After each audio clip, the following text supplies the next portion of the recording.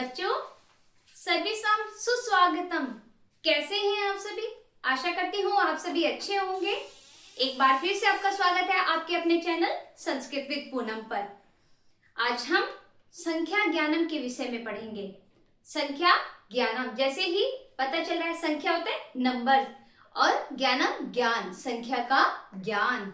और जैसे हम संस्कृत में कैसे लिखते हैं, एकः द्वौ त्रिया चतुर्था पंच।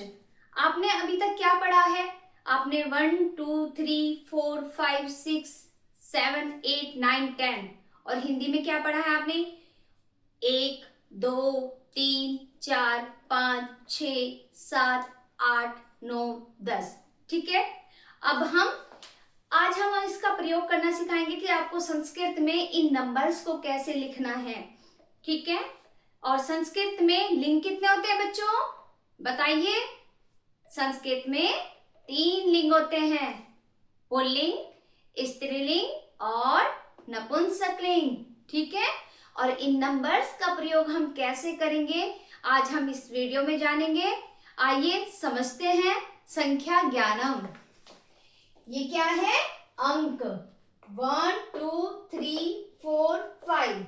ठीक है, ये संस्कृत में लिंग, पुल्लिंग, स्त्रीलिंग, नपुंसकलिंग। ठीक है, तो एक, एका। अब हम जब पुल्लिंग में बात करेंगे नंबर 1 की, तो उसको संस्कृत में लिखेंगे एकः। बच्चों को थोड़ा कंफ्यूजन रहता है कि एका कहाँ आएगा, एका कहाँ आएगा और एकम कहाँ आएगा। एकः, हा की साउंड देता है क्या? विसर्ग, और जहां पर विसर्ग होगा वो होगा एकः। अब जब स्त्रीलिंग में आएंगे तो उसका बन जाएगा एका, और नपुंसकलिंग में एकम। जहां जो पुल्लिंग क्या होता है, जो पुरुष जाति का बोध कराता है वो पुल्लिंग होता है, और जो स्त्री जाति का बोध करा रहा है वो क्या है? स्त्रीलिंग। और जो भी निर्जीव वस्तुएं हैं उनको हम क्या कहेंगे? नपुंसकलिंग। तो ये हमारे नंबर चलेंगे एका, एकः, एका, एकम। अब देखो, इसे सेंटेंस के माध्यम से समझते हैं। अब एक का प्रयोग हम कैसे करेंगे? एका बालकः। ठीक है, एकः बालकः। और स्त्रीलिंग में एका बालिका। और नपुंसकलिंग में जैसे फल है तो एकम फलम। समझ आया बच्चों? देखो एक बार फिर से रिपीट करते हैं। एकः बालकः, एका बालिका और एकम फलम। ये हमारे तीनों लिंगों में हुआ। अब 2 नंबर को देखते हैं। 2 में द्वौ, पुल्लिंग में 2 का क्या बनेगा? द्वौ।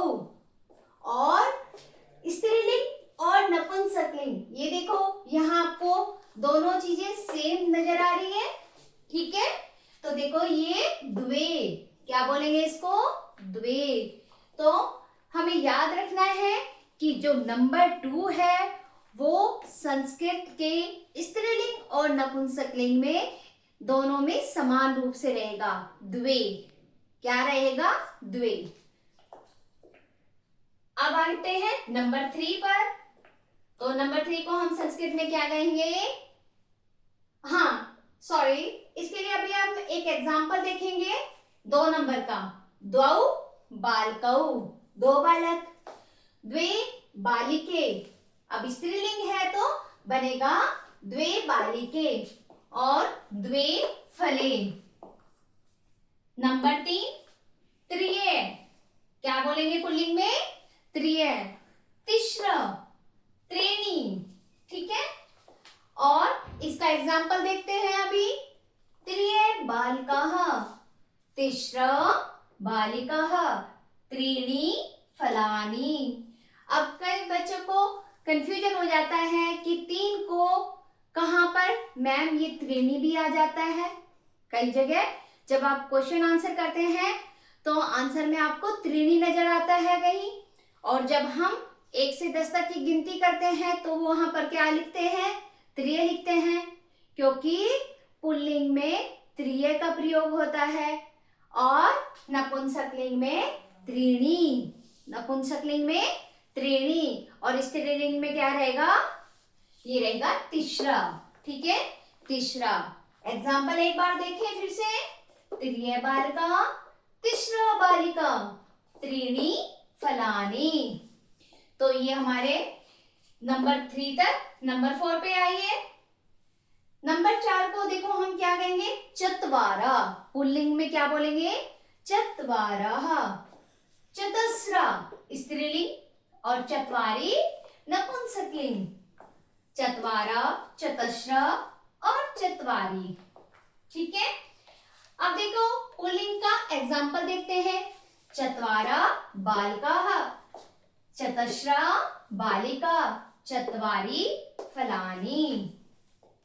नंबर 5 में तीनों ही लिंगों में एक समान रूप से चलेंगे। अब यहां तक हम देखते हैं कि हमारे 4 नंबर तक तीनों लिंगों में क्या था, अलग अलग हो रहा था, लेकिन एक 2 नंबर हमारा आया था, वो स्त्रीलिंग और नपुंसकलिंग में क्या था, 2 को क्या बोला था हमने, बताओ बच्चों, द्वे। क्या बोला था, द्वे बोला था। और ऐसे ही 5 नंबर को हम बोलेंगे पंच, और स्त्रीलिंग में भी पंच और नपुंसकलिंग में भी पंच बोलेंगे। पंच बालिकाः पुल्लिंग का, पंच बालिकाः क्योंकि स्त्रीलिंग है, लड़की है, पंच बालिका, पंच फलानी।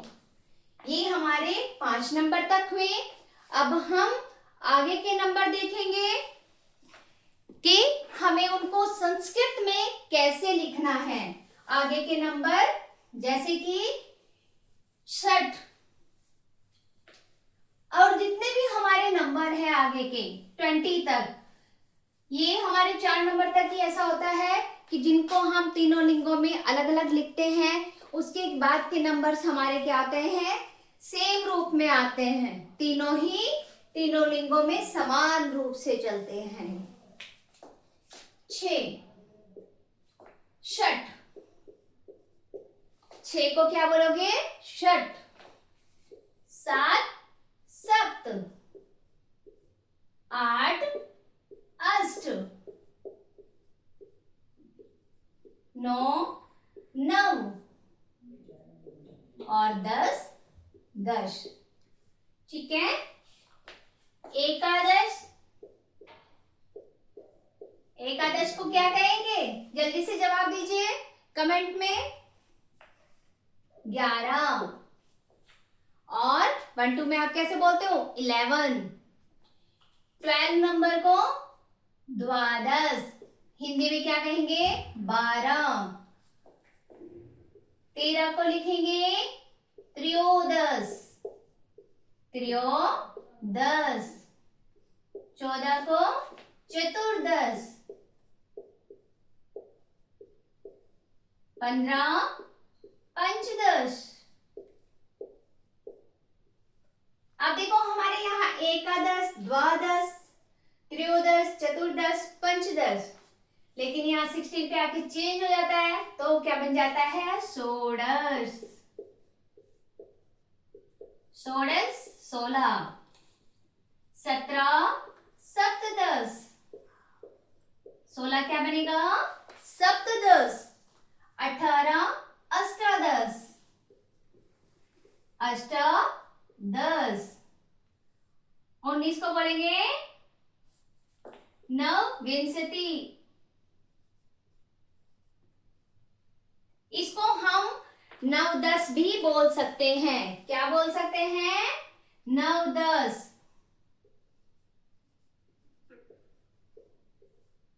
और 20 को विंशति।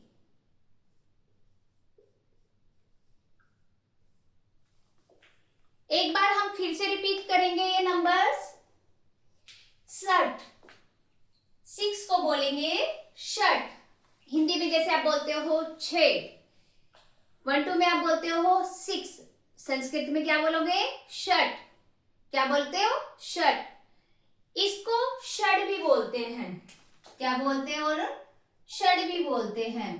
ठीक है, अगर आप षट बोलोगे तो षट लिखोगे, षट बोलोगे तो षट ही लिखा जाएगा। ठीक है, ये दोनों ही करेक्ट है।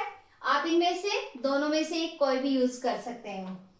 7 को सप्त, 8 अष्ट, 9 नव, 10 10।